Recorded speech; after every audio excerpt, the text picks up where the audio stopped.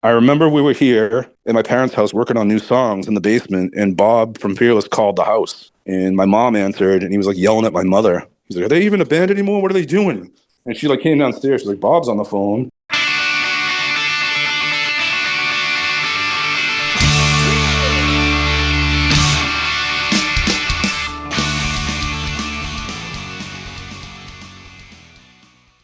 Welcome, everyone, to This Was The Scene, the podcast that takes a look back at the late 90s, early 2000 punk scene.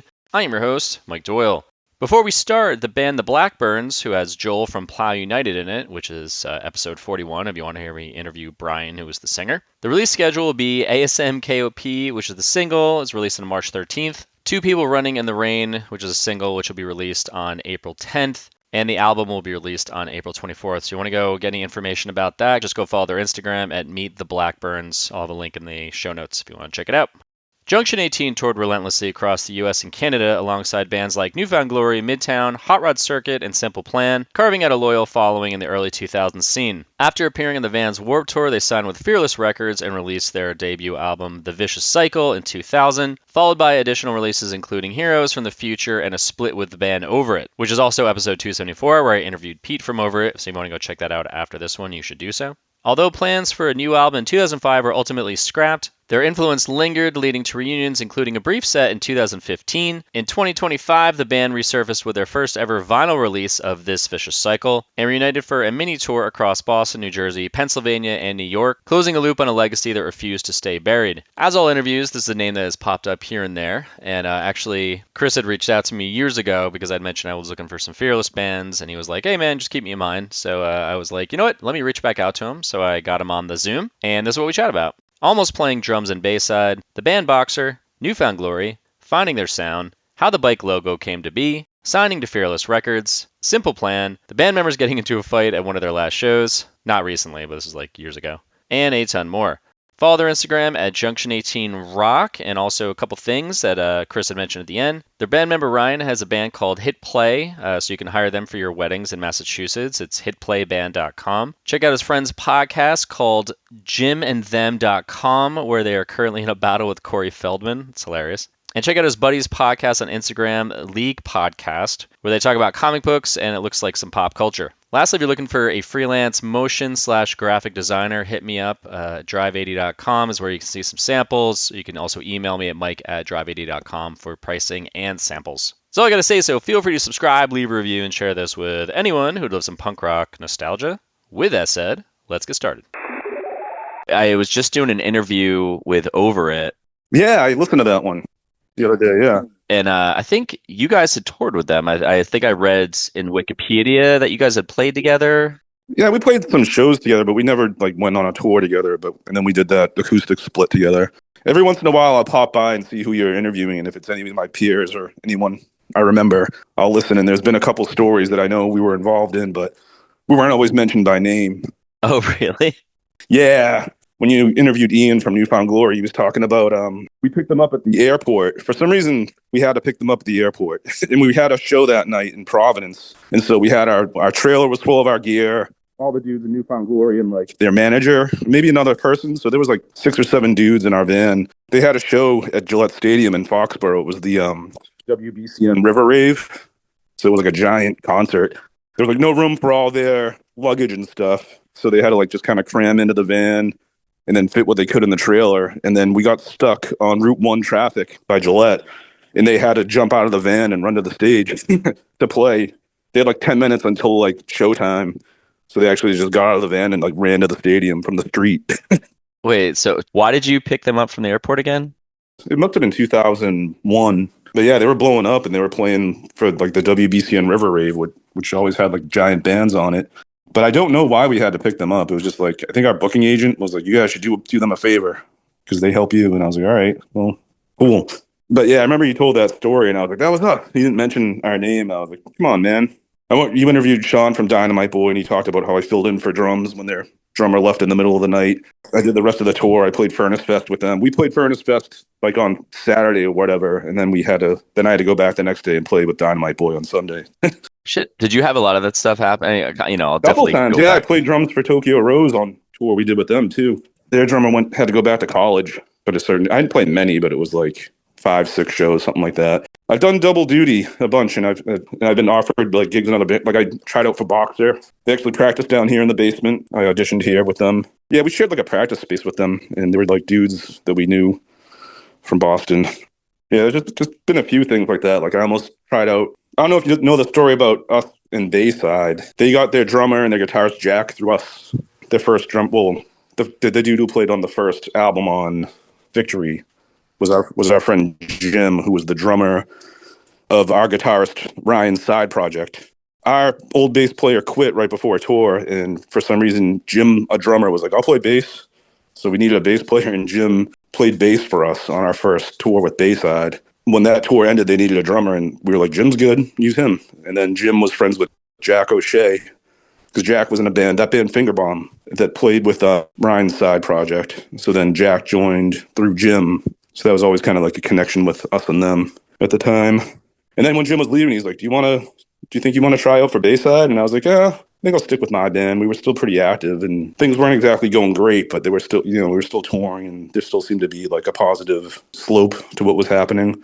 But I was like, yeah, I'll stick with Junction. I'm not going to try out for Bayside right now. And then I was going to try out for Fairweather, like right when we got signed to Fearless. Yeah, so I've always kind of been like offered kind of gigs with other bands, but I always just felt like loyal to the dudes and wanted to do my band. Well, this sounds a little morbid, I guess, but this was before Bayside got into the accident, right? Yeah. So when that Could've been me. happened, when that happened, did that kind of freak you out?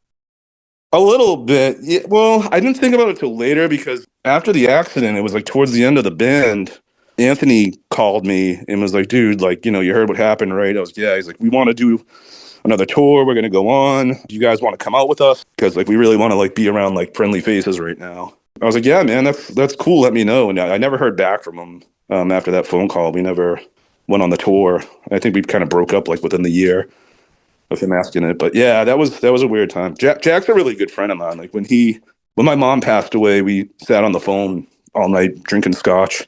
He was really consoling. I just called him out of the blue, and he saw online that I posted that my mom passed away. Was that recent? No, this was 2012. Yeah, it was a while ago. But yeah, we text, and then through the wonders of social media, I keep in touch with some of these dudes still. So I'm still kind of on the periphery. Well, it kind of sounds like you've gotten like with your own band with Junction 18, that, and then you have kind of weaved in a little bit with the other bands in the scene throughout the years too. Yeah. We were always kind of, I don't know what it was. It was like we were just kind of like a touch point up here in Boston for certain bands. Like down here in the basement, like everyone's crashed here. Like Juliana Theory stayed here, Dynamite Boys stayed here, Keepsake stayed here. So it was like always kind of like, my parents were cool. They were like, we know when you go on tour, you're going to need to stay at their place. So that's true. Like I remember like getting up in the morning, and the dude, what was the name, Josh from Juliana Theory, was sleeping on my living room floor in his underwear. My dad was like, what the hell's going on here? I was like, don't worry, Dad, they're just dudes. So let's talk about you getting involved in the scene there, and then how the band starts. I think we didn't even really realize there was a scene. We were just friends in high school. We kind of got together in order to play a talent show. I'll never forget, because it was December 8th, 95, which was the 15th anniversary of John Lennon's death. We learned Please Please Me by the Beatles and backed up our music teacher. He sang. But yeah, the whole reason for the band getting together was like we wanted to play a talent show. When we did, it was funny, Peter actually mentioned it. We played United Cigar by Good Riddance and Linoleum. So we did those two songs, and that was like the birth of Junction 18. I think we just kind of loved hanging out and playing music. Like our guitarist Ryan was two years older than us, and he was he still is like a genius guitar player. So he would kind of like lead us. He'd be like, all right, you guys are my younger kids. He doesn't talk like that, but he would just kind of tell us what to do. He'd be like, let's do this part here, let's do that. So that was that. Yeah. And we were just kind of like insulated, basically just practicing down here in the basement. And that was just how we hung out. We skateboarded out in my street, and then we'd like practice for a couple hours, and our friends would come here, and then we'd just kind of like, go to Taco Bell or whatever, and then go home. But we did that like almost like 5 days a week. We just had our crew here, and it was just to play music for fun. That was the end of 95. I kind of go by dates, so I'm going to probably mention a lot of dates here. And then I remember February vacation, our friend Bob had like a spare bedroom at his parents' house, and he had like a junky drum set and some amps. And I remember Spencer came up with this riff, Spencer, our bass player. came up with a riff and we kind of like made a song. And I was like, holy shit, we can like write our own music. I think from like February to April, we wrote a bunch of songs, and then our friend John offered to demo them. He had like an 8-track recorder, and he was learning how to use it. And he's like, hey, do you mind if I record your songs in your basement? So it was like, that was our first demo, was April of 96. And then we wrote throughout the summer and had another 6 or 7 songs that he came back and did another demo in August. And so we had like our little set of songs, but we weren't really thinking of like being like playing in a band. And we were friendly with like some kids that were a little bit older than us. Like our friend Dan, he actually ended up in a band called the Lot Six that was Boxer's like after project. And he was from our town, and he was a senior when I was a freshman. And they had a band. They were like, you just call like the Rat or the Middle East, and they'll book you. And I was like, really? That's kind of what happened. Like we called the Middle East, and like they do like a mock showcase or whatever for like new bands. We played, and there was like my sisters came and a couple friends. Like I think it was like 21 plus, but for some reason they let some of our friends hang out. So that was like the end of 96. So then like 97 is kind of when we started playing out and like actually trying to like be a band. But it all just started as like a talent show. I played drums my whole life, and like we just kind of like happened to be friends who got together who happened to play instruments.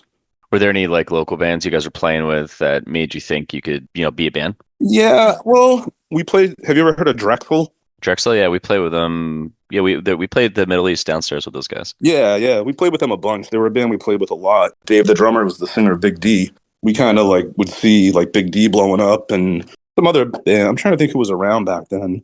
But I mean, we were just always going to shows. Like the first few shows I saw, like made me want to like. Always loved going to shows, but I was jealous that I wasn't on stage playing.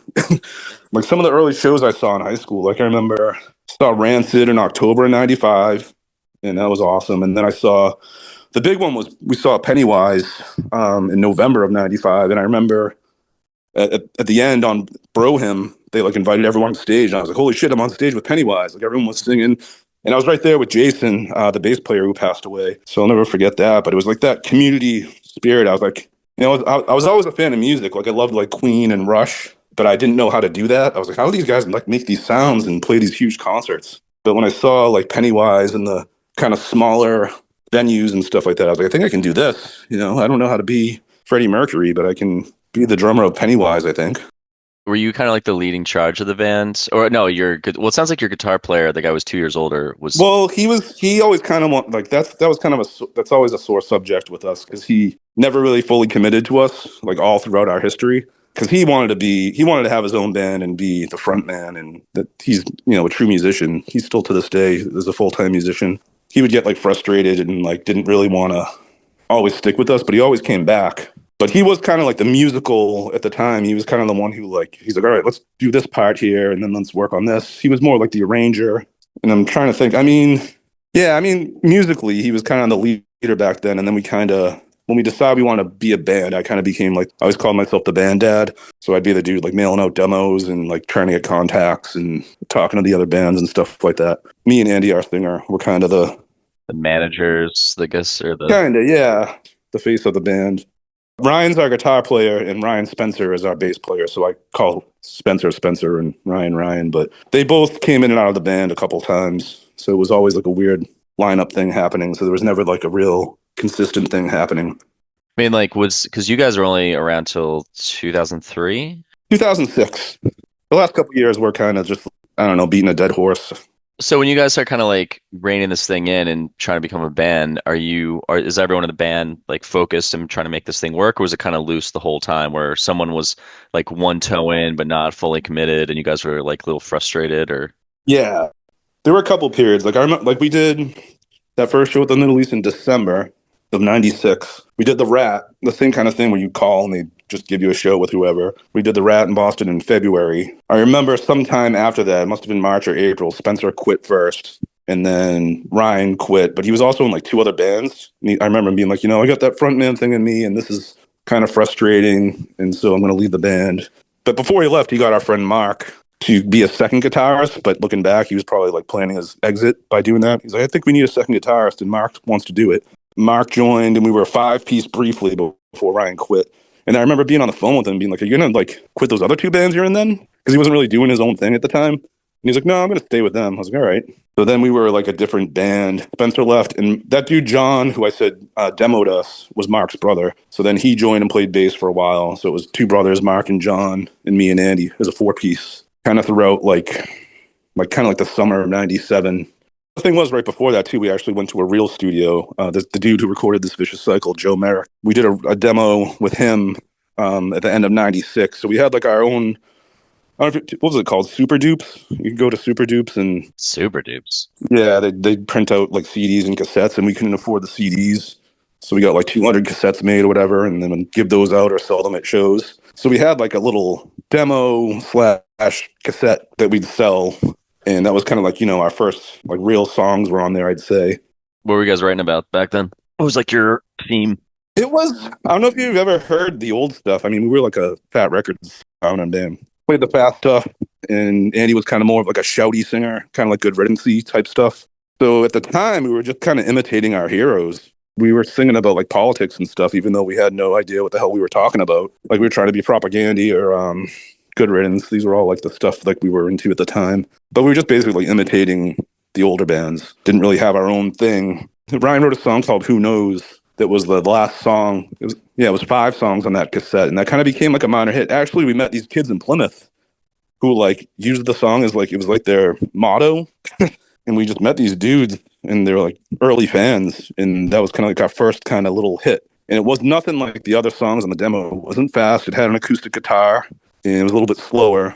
Kind of sound, and it had a progression that sounded a little bit like Tom Sawyer by Rush. But it was just kind of like our first little like hit, and it kind of made us realize like, oh, people like songs that we wrote. And so that gave us a little bit of confidence. But then like we were bummed that the dudes left the band. But we were just kind of like, oh, let's, keep plugging along and see what happens. So that kind of, we had the cassette and we had this new lineup. So we just kind of played shows. Like we weren't really writing. So that whole year we were kind of just plugging along and meeting people. And like I said, playing with like Drexel and. Was this all around the Mass, like the New England area? Yeah, we didn't really travel far. I mean, we do Providence. I remember we went up to Maine once. We weren't really like touring. Like I didn't know how to do that. There was no internet. So I was like, what do you do? And then I remember in January '97, we saw Boxer open for Lifetime at the Middle East. They had a free demo that they were giving away. I can't find the demo. I remember we recorded a bunch of prank phone calls on the B side of it. But I have the cassette, the case and the liner notes. So I had an address for Boxer. So I sent them a demo, and Dave wrote back. I actually posted his letter on our Instagram a while ago. I have that open right now. Yeah. So he sent us that letter. I saved it in the files, and we became a little bit friendly with them and played a couple shows with them. And then for some reason, there didn't seem to be many bands like us in our area. Like it was a bunch of ska bands and kind of more like punky bands like the Unseens from around here. And of course, like, Dropkick Murphys and Showcase Showdown. And they were all like heavy. They weren't like melodic. We were more like California Fat Record style stuff. So it was hard to find bands. Like we wanted to play with bands that sounded like us so that their fans would see us and like us too, you know what I mean? If they had the same sensibilities. So it took a while for that to get going. So we just played wherever. Did you guys ever go down and play in Connecticut with like Lounge and Cooter? No, not them. I mean, kind of when we got signed, we started playing out more. I remember we did Connecticut a lot with that band, West Beverly. Yep. And that dude, Tim's in Dropkick Murphys now. He was the drummer. Yeah, I actually interviewed him about that band, which was funny. Oh, did you? Yeah. Yeah, they were a band, like, at that time when we got signed, they were a band we played with a bunch, like them, The Movie Life, The Strider. We always seemed to be together with those dudes, like around Connecticut, New Jersey, New York, here. So we're kind of lumped with them for a while. But yeah, they were cool. But yeah, we didn't play with Cooter, but we did do that show. We had a big show at the Palladium in Worcester with Newfound Glory and what were they called? Autopilot Off by then? Yeah, they changed the name by then. Yeah. Like late 90s. Yeah, we played with them at that time, but I'm trying to think of where I'm at. I mean, we did another demo with Joe. You were in 97. You mentioned Dave. He wrote you that letter from Boxer. Yep. So we were trying to like just play shows, and like I said, we weren't really writing a ton of music. So we did another demo at the end of 97 into 98. So that was my senior year of high school. So we had 4 songs on this new demo. 2 of them, I think, were kind of older that we didn't have, like they weren't ready when we did the other demo. So they were kind of fast. And then we did, the opening track was Abeyance, which is the last track on This Vicious Cycle. That kind of became our like second kind of hit that people liked in the area. at all the KFC shows and they'd sing along. There's a video on YouTube that our friend Walker, he was kind of our roadie. He had a bunch of footage on camcorder and he did a video for Abeyance, and you can see everyone singing along. So that was like our hit. And we also covered New Direction by Gorilla Biscuits was the last track. And so like all our hardcore friends would come and like go nuts and scare all the punk kids away, all the punk wussy kids. That was kind of like another hit. They were always asking us to play New Direction at the time. So you're playing shows, you're starting to kind of get a little bit of a fan base. And did you guys go on tour? Not yet. I still wasn't sure how to do that. I remember like Andy was like, we got to get out there and like tour. And I was like, that sounds awesome, but we're in high school. Like, what do you do? I remember in May of 98, the Boxer album came out, The Hurt Process. And we're like, holy shit, Boxer got signed. And that was kind of like a little catalyst for us. We didn't know much about Vagrant Records at the time. We were like, who the fuck's Vagrant? Who are these dudes? I never heard of this label. Well, Boxer was their first release. Yeah, that was a surprise. So then like we graduated in May. I think that's kind of when we really kind of started to kind of play out more, but still not touring really. And then what happened was I went to Northeastern for a year. I made friends with this kid, Dan, in his dorm room. He'd let me hang out. He was like really into like the hardcore scene. So like every like Saturday he'd be at shows and he'd like record stuff on his camcorder. That's the first time I heard of Saves the Day. He was recording, I think they were playing like with like Reach the Sky a bunch. And they were coming up here and doing these hardcore shows. And I remember he had the record, Can't Slow Down, right? That's the first one. Yeah. And the record, I was like, holy shit, these guys are like our lifetime. I was like, what is happening here? Well, then through him, I met this kid, Andrew. Andrew was from Florida, and he played bass briefly for Poison the Well. He was real friendly with Matt Fox from Shai Hulud. And, of course, Chad was the singer of Shai Hulud.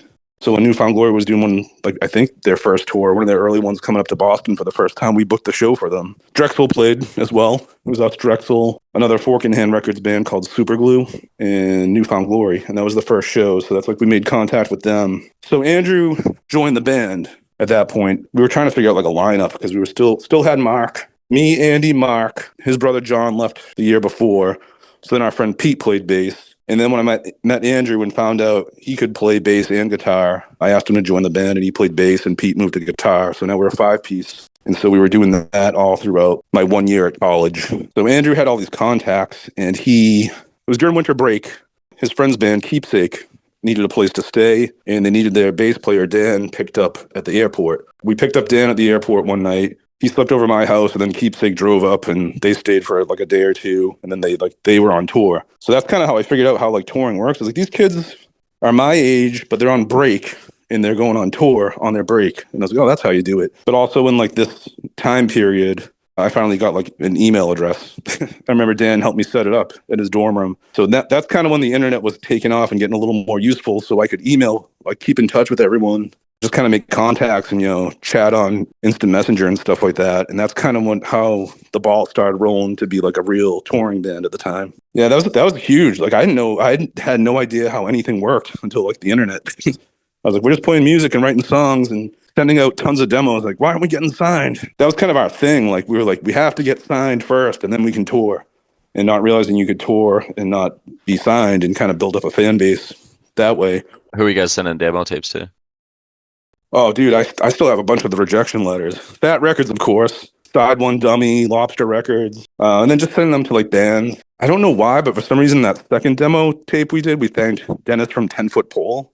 I think Andy was talking to him online, so we sent him a demo, and he was like helpful. My parents owned a store, so I could just like grab like the mailers, just send out a bunch of demos and see what happened. But once in a while, you get a letter, and then we finally started getting letters like, "Hey, this sounds good, but we're not accepting bands right now." And you could tell it was kind of not the form letter anymore. So I was like, "All right, we're getting a little bit better. Let's write some new songs."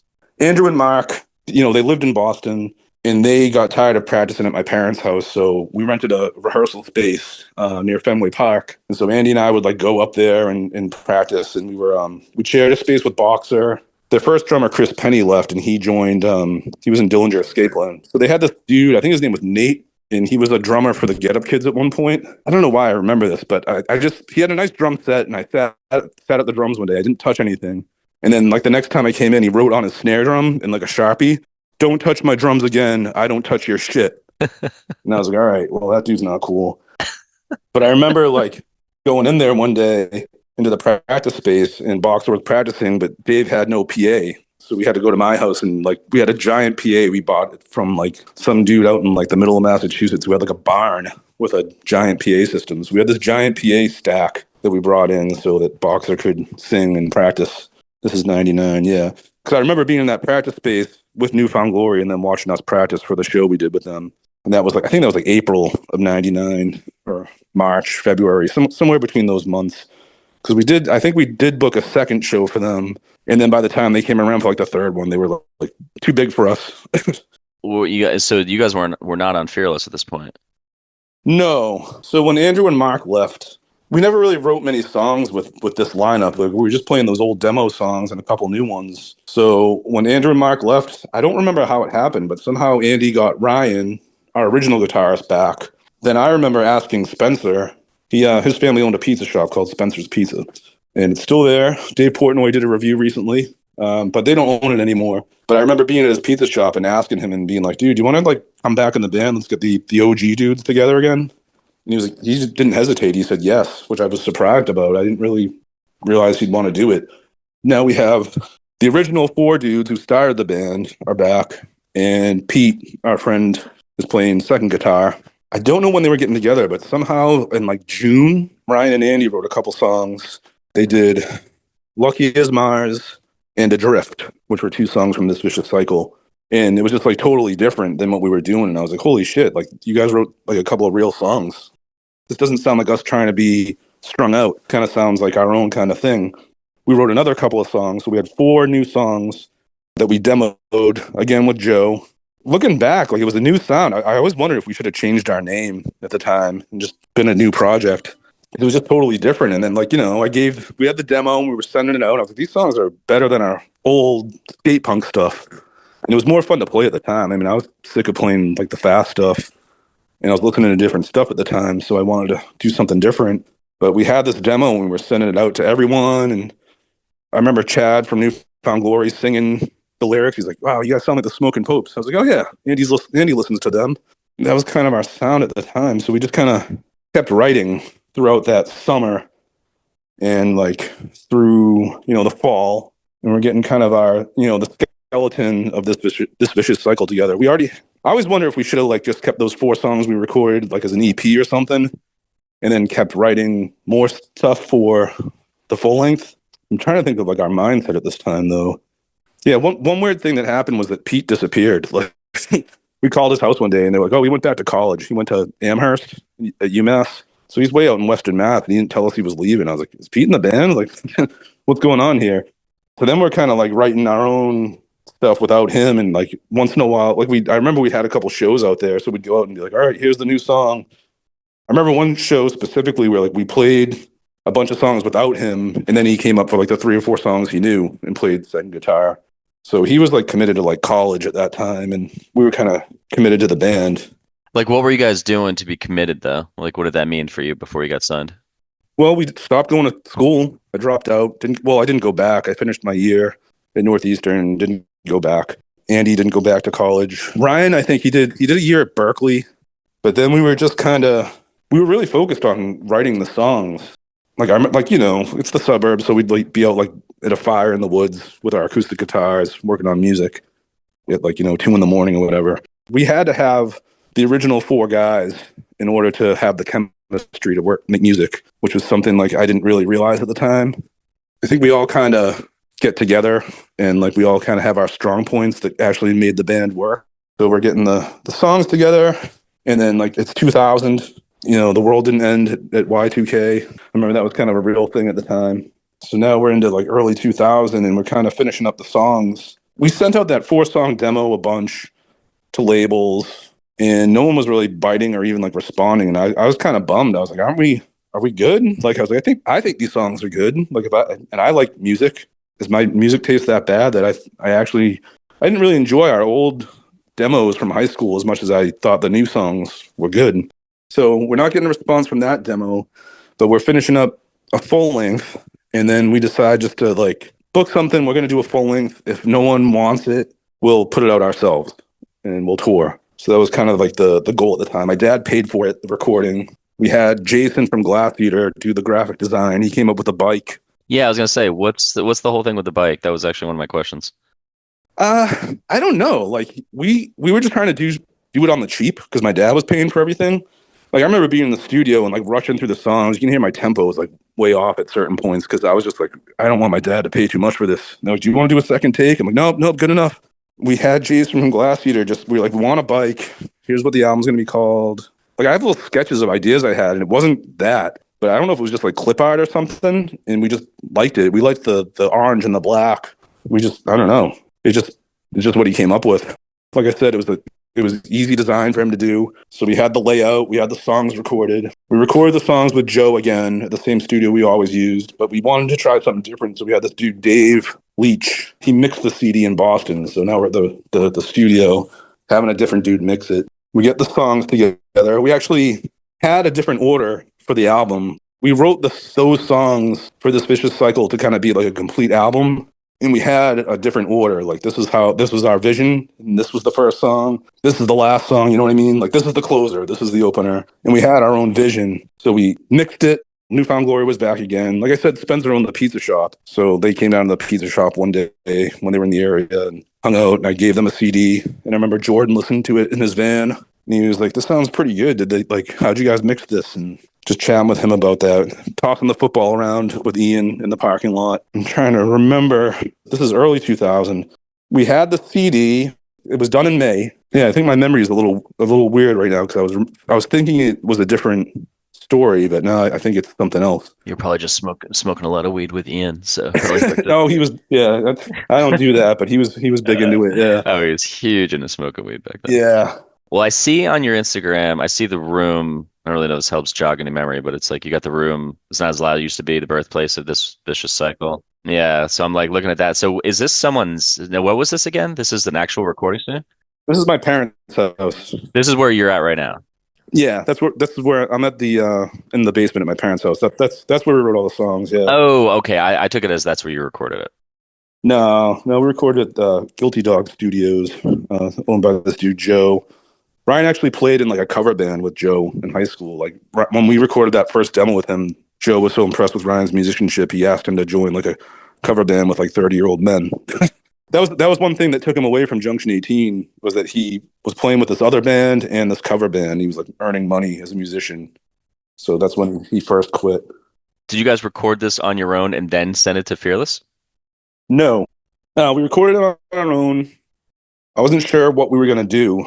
And this is what was jogging my memory because I remember finishing the mix with Dave in Boston in May. And then we're driving to Taco Bell one night and Chad from Newfound Glory called me at, like 10 o'clock or whatever it was.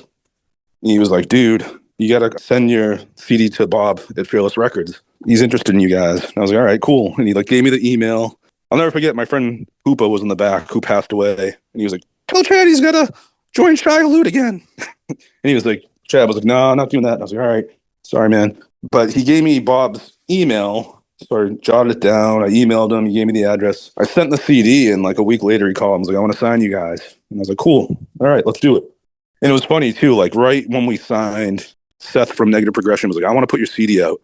And I was like, shit, man, we just signed with Fearless. And he's like, oh, I don't know how disappointing he was, but that was kind of like the size label I was hoping would bite at the time. I was like, I was like, I can't afford to print 1,000 CDs. My dad just paid whatever, $5,000 to record it. And Jason needed another few hundred for the graphic design. And I mean, that was kind of like the main thing is I just wanted someone to put the cost of having a CD put out. That was June. And then, yeah, Bob wanted to sign us and it was exciting. The album came out in October. But in the meantime, like I said, they switched the order of the songs. They had Cameron Webb remix it. That was, I mean, I just trusted them at the time. I was like, these dudes, they're a record label that I know. I've listened to some of their bands, so they're pros. I'm gonna like trust their instincts. But looking back, I'm kind of bummed that I think it would have been maybe a different thing if it was the way we wanted to do it. Like a different thing, meaning what? I think that the songs would have blown up a little bit better. I think they flowed a different way. It's not a huge deal, but it was just like, you kind of want to control your own destiny a little bit. Real quick, if you need a freelance graphic designer or motion designer or explainer video guy, then hit me up at mike@drive80.com. I specialize in logos, brand identity, print design, video editing, explainer videos, software demos, and a lot of other cool shit. So again, email me, mike@drive80.com, and now back to the show. Did they tell you they're going to do that? Yeah, they just called one day and were like, here's the new order of the songs. I was like, all right. Oh, so there was no conversation. It was just, this is the way it's going to be. Yeah, they just did it. Were you afraid to push back because they were fearless? I didn't really worry about it at the time. I was kind of happy we had like someone else besides me kind of like doing the work or like doing anything really. It was a year. I mean, at this point, we're a band for like 5 years or 4 years. And when you're that young, that seems like a long time. And, you know, all those recordings and all the songwriting and all like just the work of mailing demos and getting rejection letters. I just kind of wanted to take a break and let the pros tell me what they thought, you know? So did you guys have to like sign a multiple record deal with Fearless, or was it just one and done and then, you know, option to do another record? I think it might have been 2 with an option. I can't remember how that happened.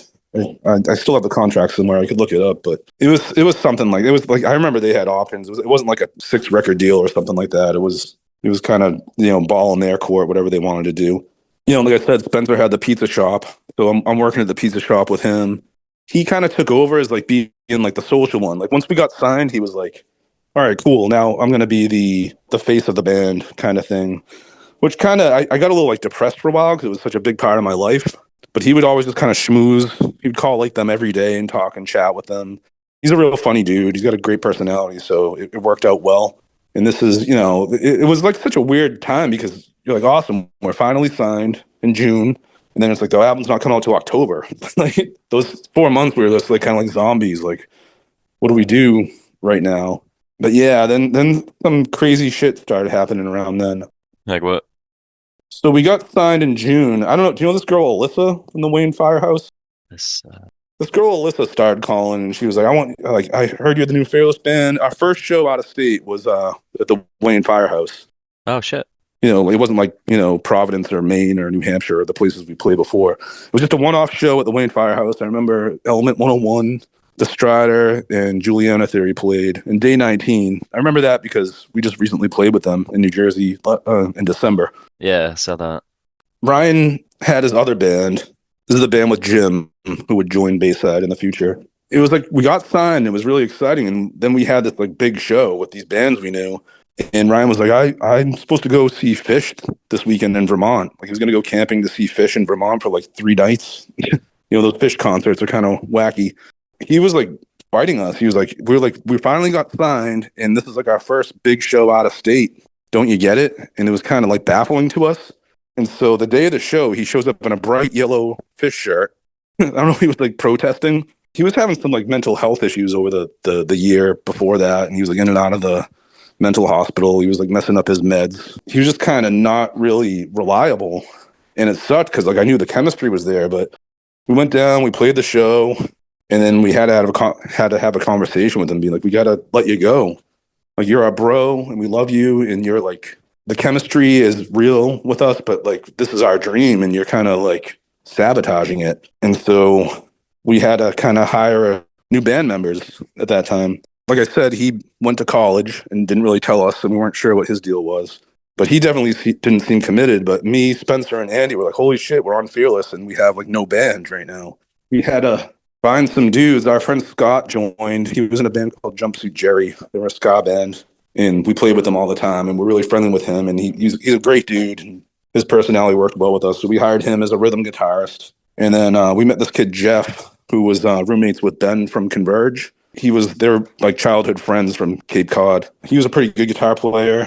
He was like real like enthusiastic about the albums. So he's like, I want to learn this and I want to play with you guys. And so we had him. So we basically spent the rest of like that, you know, July, August, September until the album came out, just practicing with new band members and trying to get trying to get tight with different guys. And I remember for a while it was awkward for me. It didn't feel right, but it was like, we still have to do this. And that's around the time like Dave from Boxer asked me to audition for them because they weren't sure what they were doing. And I was kind of like, I don't know what to do. Like, do I give this up right when we're getting signed, or do I press on with new dudes and see how it goes? That was kind of the rest of 2000. We weren't really playing. We were playing kind of random shows here and there, but we got that new lineup together to be ready for our first East Coast tour in January of 2001. That's gotta be a giant bitch, man. It was really, I mean, it was really upsetting. Looking back, I might have been so focused. It was like my dream to be in a punk band and to get signed and a tour, but not necessarily everyone else's dream. Like, I don't know how I graduated high school. Like, I didn't, I did nothing but practice music and go to shows. I guess the school system's so bad that I just kind of coasted through. But yeah, it was just scary. You know, we couldn't tell Fearless, of course. They'd be like, all right, well, screw you guys. We're not putting the album out. But we worked on the album and like we loved the songs and we thought it would be well received. And we were just excited to have an actual CD at the time because before that we just had cassettes. But this was like a real album, you know, remixed by Cameron Webb, so it had a good sound and we were happy with it when it came out. But yeah, now we're just trying to like, it's almost like two different things. Like you have the musical act, but then you need a live show. So it's almost like two different bands. Like we wrote the songs with different people, and then you have this like just random guys playing the music with you. They weren't part of the creation of it. Well, I mean, if you have the singer and you have the drummer, yeah, it's a something. I mean, obviously the singer changes everything because then that's a real kick in the dick. yeah, yep. So obviously you pressed on though. Yeah, we pressed on. We did that first tour was in January. We went down to Florida. It was with Smack and Isaiah. They were still called Smack and Isaiah at the time. And this band called 5 Cent Deposit. Yeah, they were, I barely remember them, but I remember liking them enough. But we did like whatever, 4 or 5 shows on the way down to Florida. We did that big show with New Found Glory in Coral Springs. It was like their hometown victory show. I posted on the Instagram like a couple weeks ago the All Access Pass I found. That's Ian's dad. But yeah, it was Dashboard, Confessional, us, and Where Fear and Weapons Meet, and New Found Glory. And it was like their high school football field or something. So that was like the linchpin for that tour. Of course, we sold like a ton of merch and a ton of CDs. And we made like a little fan base down in that area from that one show. People still talk about it to this day. That was just like a week or like 10 days or whatever. That was our first tour. So now we're doing like February through May, we're just kind of doing a bunch of random shows with like the Movie Life and like I said, West Beverly. We did a like 2-week run with Element 101, I think in like May. So things are kind of building up a little bit, but people aren't really, to us, it was like, it just seemed like it was taking forever. Like, why aren't people into the album? Like, we weren't really sure what was going on. I think we were just being impatient at the time. This is where we're finally like touring and doing it a lot, but a bunch of short runs. I remember at the time too, we were trying to find a booking agent. Like we went to, New York one night to try out for Andrew Ellis. He came to see us at a show. Yes. We did the same thing. That guy was... Yeah, he wasn't very friendly. No. And he, like, we blew it. Like, we were just too nervous. The guitar was out of tune or something. I'll never forget Andy's friend Julie showed up with the guitars from that band 3 Doors Down. And he was like, you guys got to work harder. And it was kind of a bummer. But we blew that. No chance with Andrew Ellis. And then our guitarist, Jeff, the new guy, his brother lived in Philly. So we were going to Philly a bunch to try out for Eva at Feta.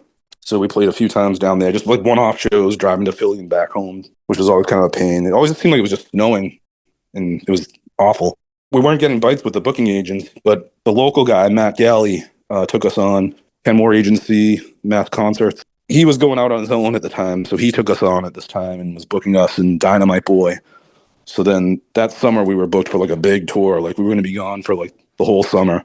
It was kind of panicky. I wasn't sure how I felt about touring because I was so new to it. I loved playing the shows. I didn't like driving 12 hours between shows to get to some places, you know. There's no GPS back then. You had the MapQuest directions and the trip ticks and all that. No cell phones. So, I mean, maybe it's easier nowadays, but back then it was a little bit grueling. But yeah, we were doing all right. Like a little bit of a buzz going on. And this is what year? This is 2001? 2001, yeah. So that's a whole summer. That's like leading up to 9/11. Yes. Well, I remember we did that Element 101 tour, and then we had like a free CD sampler. It was a split with us and Dynamite Boy that Fearless was like giving out for free. And I actually have it around here because it came with a little slip with our tour dates in it. So I can actually verify some of this stuff. But yeah, we left for New York on June 24th and didn't get back till August 10th.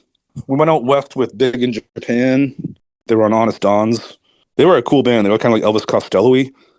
And their drummer, Corky, was on the show Silver Spoons when he was a kid. So I was like a big TV nerd. That was kind of fun getting to know those dudes, and they were really nice. A little bit older than us, so they were real supportive. In a band called Quick Step Maneuver, I think they were from Texas. So we went out west with them, and then I think we got to San Francisco, and then we got to LA, and then it was like when Piebald got back together, and they borrowed our gear, and we did like a week with them out in California. We had like a week or whatever off. Our guitarist Scott's brother Joe worked at one of the TV or movie studios in LA, so he lived in the Valley, so we could crash at his house whenever we were out there. So I remember we had like a week or whatever off, and then we met up with Dynamite Boy and the Strider and went back east with them. Finished up with some shows with River City High and Further Seems Forever. And that was like the end of August back then. That's when I was helping Dynamite Boy out too, playing drums with them, double duty for the rest of the tour. But things went south with Jeff, our guitar player. The personalities weren't there. I don't know what it was. It just wasn't clicking. We just kind of got sick of him, and he got sick of us. We're probably all kind of sick of each other at this point because we've been in a van together for months at a time. And your little personal habits and idiosyncrasies, is that it? Yeah. You kind of pop out and they kind of make you kind of annoyed with everybody. Plus, it was also fucking hot as balls in the summer. Exactly, yeah. I mean, we had a new van. Like Spencer sprung like with his own personal money, got like a brand new Dodge 15-passenger van. It was AC. At this point, Jeff wasn't really with us, so he was riding in like Dynamite Boy's van. But I remember the dudes from the Strider were always in our van because the AC worked better than theirs. Yeah, we got back home. I remember we did like a couple shows in the area. Like we got home from that tour and we did like Worcester. I don't think what else we did, but Jeff kind of just took off. Like he was gracious enough to kind of keep playing with us, even though we weren't getting along. But then we had to call Ryan back and be like, dude, Jeff's leaving. Can you fill in with us for now? And he just said yes. And even though we kicked him out a few months before, it wasn't like I said, like we loved the dude and we weren't like mean about making him leave, but we needed a guitar player. So we got home and did Warped Tour in Boston with Ryan. And it was like one of our probably like top 3 shows we ever did. It was crazy. We came back home from tour and like everyone knew the CD at this point. So there was just a giant crowd of people singing along. Yeah, it was real cool. That was like August. And then like we did whatever, like I said, Palladium in Worcester. But Ryan wasn't really like sure what he was going to do at this time. And I remember then 9/11 happened right then. And that was weird because like just like a couple of weeks before we were driving home through New York. And I remember like seeing the Twin Towers from the highway or whatever. And I was like, I just saw those things and now they're burning up. And it was just that time was just like a weird little period. We weren't really sure what we were going to do. I remember we had a show in New York somewhere like upstate. It was just a one-off show. And I remember like Scott, our guitar player, making a little comment about 9/11. But I remember Ryan didn't play. We played as a 4-piece. And I actually wrote a song. I think it was the only time we played it. I just wrote a little ditty with Andy. And I played guitar on one song and Andy sang. Just kind of like an acoustic thing.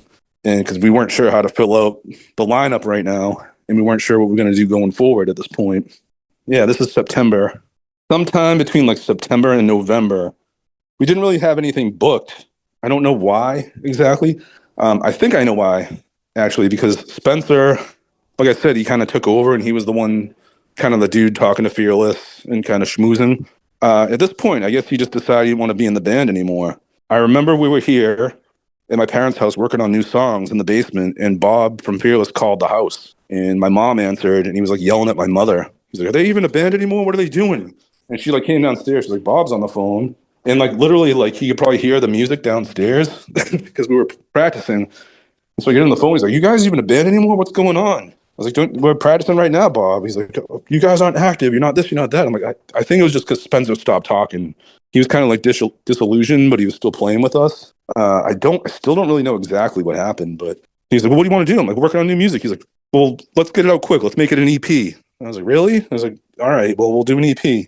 So that's when we were working on the songs that would become the Heroes from the Future EP. So we just kind of like wrote 5 songs and like did another one in the studio, and it was kind of rushed. We weren't sure what was going on, but we recorded that, I think, in like March, and that didn't come out till like October. Ryan rejoined the band. Spencer was in the band, but he was like kind of a bummer. You could tell he didn't want to be there anymore. And so I kind of made a deal. I was like, let's do these last few shows up to this point, and then you can leave. And that's like, we did like a weekend with Simple Plan. Yeah, it was weird. Like, I had no idea who they were. It was like they had like a weekend off between Warped Tour dates or something. And so we did Providence, Connecticut, and Saratoga with them. it was all like 14-year-old girls. I was like, who the hell are these guys? And I found out like they knew them from like 17 magazine or something like that. I'll never forget too, we played Providence and it was like a Jägermeister sponsored night. So like the Jägermeister girls were there and they were giving like everyone free shots. And our merch dude, Adam, got pretty messed up. And then he tried to fight the bald kid from Simple Plan. Jeff, I think his name is. And I had to like go on their bus and like apologize. I'm like, I'm so sorry, man. Like, he was like, no, don't worry about it. I'm like, yeah, it's free Jägermeister, man. But yeah, those dudes were surprisingly cool. Although like every night I remember like they had the same act, the same exact stage banter. It was kind of like very rehearsed. It was wild. But we sold a bunch of merch and made some money, and then that's when Spencer left, and that's when like we had the tour booked with Bayside and Unsung Zeros, and we weren't sure what we were gonna do, and that's when Jim from Ryan's band, Sunset is a Battle, when he jumped into the last minute and learned the songs on bass. It was a little embarrassing. The first like week, he had a music stand on stage with like notes, but we were just like desperate. We didn't want to like say no. Oh God. But yeah, he figured out eventually, and he was surprisingly like solid. And that, like I said, that's when he met Bayside and became their drummer and brought Jack into Bayside through him. Actually, I had to go down to the do you know the Empress Ballroom in Danbury, Connecticut? No. I had to go down, and me and Andy drove down one night to pick Jack and Jim up to bring back to Massachusetts. It was it's like, 3 hours away. It wasn't an easy ride, but just helping our bros out before they were finishing a tour. We did a couple tours with Bayside. We did Bayside and Unsung Zeros, and then we did Bayside with the Goodwill from Long Island. Yeah, that was like the summer of 2002, and a bunch of like random like Warped Tour dates and stuff here and there. Were you like picking up a fan base when you kept going out, or did you kind of plateau with them? We had little pockets. That was the thing that I remember frustrating me, is like we'd have like one awesome show, and then like the next place would have like 10 people there, and that's when it starts to wear on you. Like, how come? What is like the secret? Why do these people like us, but no one likes us around here? And I'm not sure what it was. That's basically like the story of like 2002 and 2003. We put out the EP and we did the acoustic split with Over It. And we were just kind of just like trying to like build up the fan base, but it seemed like we kind of were peaking. And we're just like, all right, well, let's keep trying. And then let's try to work on some new music and see if that pulls anyone in. And then all of a sudden it's like 2004 and 2005. We're doing more like tours. But like I said earlier, we never got offered like a big tour with any big bands. We were always like the bigger band. We were always bringing other bands out that were our size or smaller. We just never got like a break that way. I didn't know how to do it. And I was also kind of bummed with Fearless because like I felt like there was a couple things they could have done that would have got us a little more notoriety. Well, that's what I was going to ask. I was going to say, were they doing their due diligence, I guess, or their part as a label? I just thought it was weird. Like they never asked us to do any of those Punk Goes Metal or Punk Goes Pop. Those compilations were huge, and they never even asked us to do it. And like I thought, like maybe if they did something, like maybe did like a cheesy video for like Granite Street Knife Fight, which was like the hit. I was like, do something, like do anything to like get our name out there, and they weren't really into it. And I get part of it was I think Bob signed us because like the record was in the can, it was paid for by my dad. He just kind of took a shot because there was like low risk. He was like always like asking, he's like, you hearing from any majors yet? And I did get contacted by a couple of majors. But then they'd send like 2 emails and disappear. So I think his whole plan might have been just to kind of sign us and have someone buy it out. And for the rest of it, I think he heard kind of like a more major label sound with us than some of his other bands. Especially when we did that EP. I mean, we were kind of going for like a more mainstream kind of pop rock sound with that one. We listened to a lot of like Marvelous 3 and stuff like that at the time. Is that what you guys were like aiming for? Or, like, did you, I don't know, man, like when you're on the road, did you see you guys blowing up, or did you see like this is why we have a barrier in front of us? I just couldn't tell. I don't know. It was just, I don't know. I can't really honestly remember. Like I just remember just going and just playing and trying to like just keep touring and keep hitting the same spot. And like, we made friends and fans that would always show up. It just seemed like I said, like one place would be popping and another spot would be desolate. Just like I didn't really know what to do. And then by that time, you're just starting to get burned out. Like I remember Ryan saying basically like, I have a degree, and he was working at a preschool at the time. So I think they would have been cool with it. They always let him go on tour and they always hired him back. But I think he was getting like older and was like worried about money. So he came to us and was like, is it cool if like you guys find a guitarist to tour with you and I'll stay home?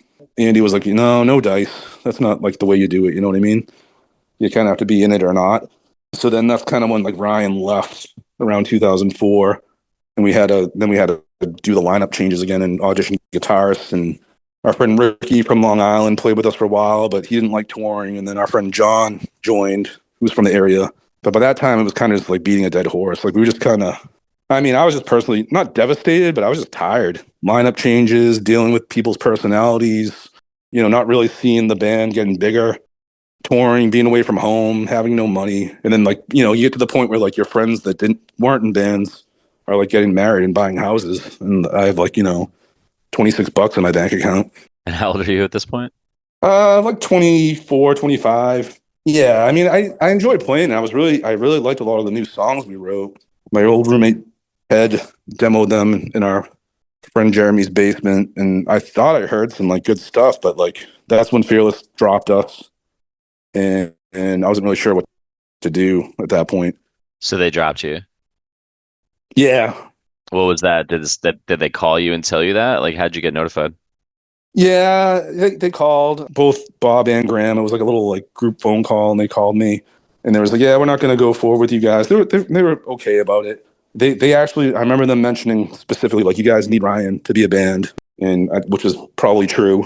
I mean, we realize it now, but like I said, like he wasn't all in, and he was never all in, and that was kind of like the dagger the whole time. It was like we had to be at least the four original guys, or else it wasn't going to work. So we had the new songs. I remember like sending an email to Lobster, and I was like, you guys interested? And they were like, yeah, send me the music. But we kind of just never finished. We had a new bass player join. Again, our friend Nick. He was a great bass player when he played, but he was also kind of like ADD and would like fuck up a bunch. And so that was kind of frustrating.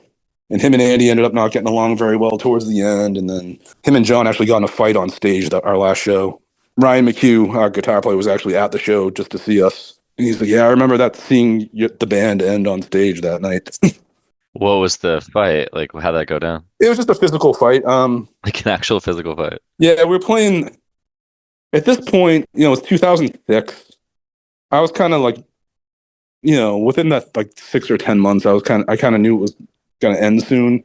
Of course, being the band dad, like everything was on my credit cards. So I had like, the merch and van repairs and stuff. I had like a pretty high debt for someone who wasn't really working. And so I was just kind of playing shows, like trying to get good shows that would pay us so I could pay off the bills. But this dude, the place was called like the Bullfinch Yacht Club or something like that. He was a bar by the Boston Garden. He would have us there. We probably played there like 3 or 4 times. And he was like a trust fund dude. I think him and his brother owned the bar, but he loved us. For some reason, he would do like an open bar before the show. We just had to like put our friends' names who wanted to come on the list. And he'd be like, all these dudes can drink for free for an hour before the show. And so our friends like would come and like just get hammered. We would get hammered because, whatever, like we weren't really going anywhere. But I think like Johnny and Nick just kind of got drunk and just kind of like fought on stage at the end of the show. And I remember like telling Andy, I was like, you want to end it? He's like, yeah. I was like, all right. And that was it. That was it? Like after the show, you guys just walked off stage and you're like, do you want to end it? Yeah. Yep. Like I remember like we showed up to like practice and like Nick and Johnny weren't there. They were like out canoeing or something one day. And Andy was living in the city at the time, so I had to like pick him up at the train or whatever and drive him down like 30 minutes to the practice spot. And it was just like disrespectful. Like they're not into it and we don't want to do it. And I remember a weird thing too, like working on a couple songs. I remember one time Andy had this nice thing going and then he kind of paused in the middle. He's like, I think I want to just keep this for me. And I was like, all right, well, guess that's your song then. And then like we had another song we were working on. I remember Scott had a cool riff and for some reason Andy didn't like it. And then he was like, I don't want to do this one. So that was kind of frustrating too. There was just the vibes just changed at somewhere around those years. Did you ever feel like when you're on stage and you guys are playing songs, would you ever feel like a unit where it was all of you together playing, or it was just all of you separately playing songs out to a crowd? No, I could feel the tightness. I could feel when we were playing together as a unit. Yeah, especially that original lineup. Yeah, I don't know. It was. I felt like we were a pretty decent band when we had things going well.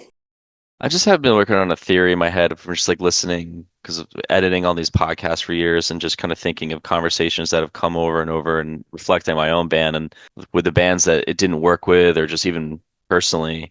And I was like, what is like the factor here? And so the thing I'm thinking of is just thinking personally, being on stage. I was like, were we really like a unit where we have created this vibe between four of us, or were we up there just presenting and we just loved being on stage, but it was really just the four of us just as our like on our own and not together. So I feel like I don't know if that's with other bands, if that's the missing piece sometimes, or there's so many different factors, but you never know. Yeah, it can be that. I don't know. I mean, early on when you have like the drive and the desire, and you're on stage, you can kind of feel yourselves lock in, and it's like a team effort. Yeah.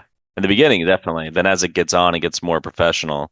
Exactly. Yeah. And then you kind of like go your own ways. Like I remember Andy wasn't really hanging out with us as like a friend towards the end. He was living in the city, and we were in the suburbs. And so like you're getting older, and you're meeting new people, and you're not always together. And it's not like kind of that all for one mentality anymore. So then you get to the shows and you show up and you just play the songs and sell some merch and get paid and go home. Yeah, it just becomes like a thing to do. You're like, oh fuck, I gotta go do this. But in the moment, you're like, this is cool. But afterward, and it's like when you're on stage, it's great. When it's over, it's you got that high. So that's the best part. But just kind of leading up to it, the days and weeks and the practices, you're just like, ugh. Yeah, it's a lot of work, especially if you're not really into it anymore. And that's kind of what we were doing towards the end. Was like we still practice like at least once a week and get together and try to work on music. And then I don't know what the other thing was towards the end too. Like we weren't playing like really songs from this vicious cycle anymore, and that's like what I think people wanted to hear. We were just kind of trying to try out the new stuff. So then people kind of stopped showing up because they hear the songs they wanted to hear. How many times have you guys done reunion shows? Just the past year was the first time we gotten together. Oh, we did one. We did because A Loss for Words are from our town. They're like we all went to the same high school. They're like the next generation. They're like 4 years younger than us.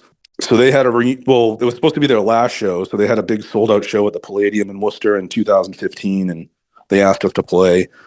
We could only do 3 songs because the lineup was full and it was a last minute thing. So we did 3 songs at that show in 2015, and then we just got together in December and did 4 shows. How was that?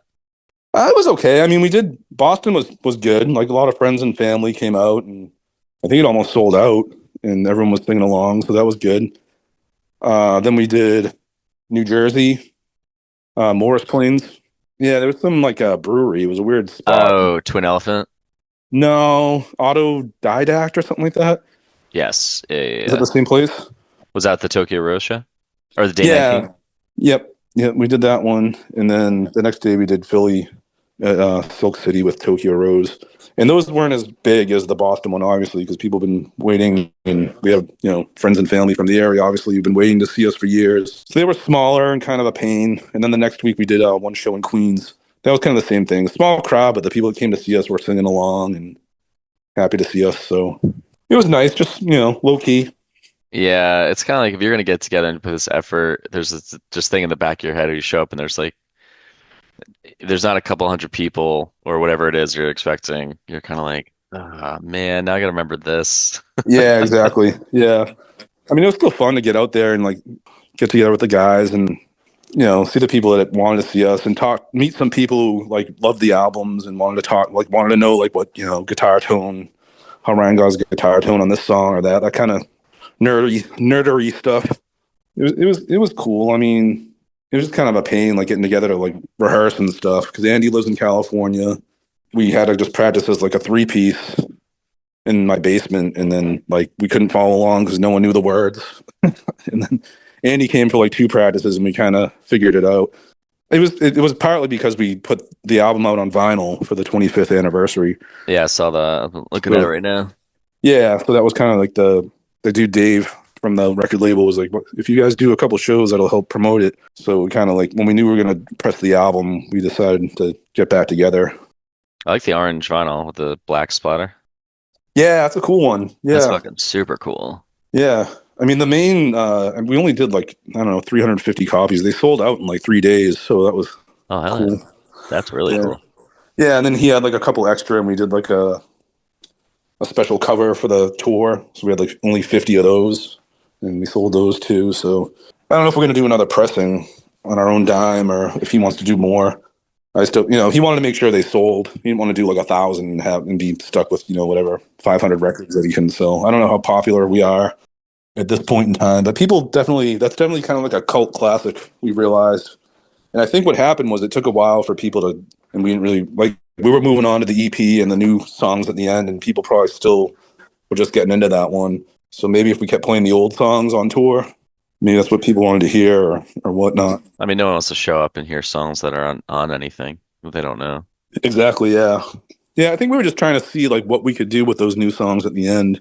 See which ones were like getting people's heads to nod. Yeah. And I then, mean, then we sorry, go on. no, I was gonna say then we'd know like which ones to record, and then we could have like a solid. Really wanted to do another full length the last couple of years, but it was just we had no label and it was just it was like starting from square one. Didn't really know what to do. If I go to see a band, there's a point where you see them live where you get it and you're like, okay, this song's pretty dope. But if you've heard a song repetition and you had your own time to hear it, when you show up, you're a lot more energized. Yeah, yeah. So You want to hear the classics, but I don't know. It's hard as a band. I mean, I'm trying to like those songs we demoed that ended up on this vicious cycle. We wrote in '99. By the time it's like 2003, you've played those songs a billion times and you're just kind of sick of them. But it's what people want to. It's what the people want to hear. But also, like it was like there's 20 people here. Like let's play what we want to play and enjoy ourselves. The same thing. I don't know. Maybe we're being selfish, but it was just the way it went. Well, I won't take up any more of your time. All right, so I am going to end this with my last two questions. Before I ask the last one, what would you like to plug? It could be about you, it could be about a friend or a cause, it could be about all of them. Oh, all right. Well, Ryan, our guitar player, is a career musician, and he has he does like weddings. He's a wedding band. He plays acoustically at like bars and clubs, and that's how he earns his living. So he's in a band called Hit Play, and it's called I think the website's hitplayband.com. So anyone in the New England area, Greater Boston area, has a wedding and they need a band, Ryan will do it for you. And he's a pro. So check him out. I got a couple friends who do podcasts. Like my friend Jim has like a pop culture podcast. He was a old friend, a big supporter of the band. It's called Jim and Them. So if you go to jimandthem.com, he's got a podcast, and they're currently in like a war with Corey Feldman. What? So, yeah, I don't know how it happened, but like him and Corey Feldman are going back and forth with like this like battle online. So it's kind of funny. So Yeah, if you go to their website, it's just Corey Feldman with devil horns, and he's all over that page. Holy shit. yeah, I guess like the singer of Exodus just messaged him as a fan of the podcast. But yeah, they're funny. That's a good show. Mike from the show just sent me a picture of he just got tattooed by Jordan from Newfound Glory, and they were talking Junction 18. Jordan mentioned our reunion, so that was cool. He's keeping up. My other friends have like a comic book podcast called The League of Ordinary Gentlemen, and it's leaguepodcast.com. Clay, that's on the show, is like the main dude at the Middle East who like books shows. So he's also from our town. He's been a longtime friend and supporter. So Clay, Matt, and John do their comic book and kind of pop culture-y podcast. So they're good dudes. So if you need a podcast to listen to and you're into this kind of stuff, check these things out. And also our Instagram, Junction 18 Rock. I started basically because I was like cleaning my basement one day and was finding that all the memorabilia was deteriorating. So I wanted to kind of preserve it online. That's the way to keep up if we're doing any more shows, or like I said, if we're going to press the vinyl again. Yeah, Instagram's great for that. Yeah, it was cool. I'm glad people found. I'm trying to get like the followers up, and people find us once in a while and send messages, and it's nice. I mean, it's history, but it's kind of current history since we've reunited a little bit. But it's nice to kind of, like I said, it was disappointing at the time the way the band went, but it's good to hear people still like the songs and everything. So You should go on YouTube and get some clips and just put them up as reels. yeah, That'll get a lot more views. that's a good idea. Yeah. The trick is, I don't know if are you tech savvy at all? Not really. No, but I mean, are there videos on YouTube of this I can watch to show me how to do it? I mean, you could just use your phone. So if you have like an iPhone, do you have an iPhone? Yeah. You can just do a screen record. So like go to YouTube, play your video, turn it sideways so it's full screen, and then just hit record and it'll record it. I think it does the sound as well. And then you could take that and then just upload that clip to Instagram, and there you go. Oh, okay. Yeah. I mean, I do video editing and stuff, but I was like, if I'm on the fly and need something and I have Premiere in front of me, I'm like, how can I do this? I'm like, oh, there's all these tools on my fucking phone. And I get this shit done. That's cool. Yeah, thanks for the advice. Yeah, man. All right, dude. Last question. What scene ethics do you hold on to this day? Scene ethics. I don't know. I don't know how involved I actually was in the scene. I always felt like we were kind of like insulated here, almost as like a project just to make music, and kind of the scene was secondary. But I think a lot of it, is kind of being self-sufficient. You don't have to follow the crowd. You can do your own thing, go on your own path. Sometimes the road less traveled is a good way to go. DIY kind of stuff. Do your own thing and kind of stay true to like your personality and what you want to do. I mean, it's tough being a creative person. You don't really make millions of dollars being a musician or an artist or anything. But if that's your calling, it's good to stick with it and just be true to your personality and your interests and what kind of drives you to be human.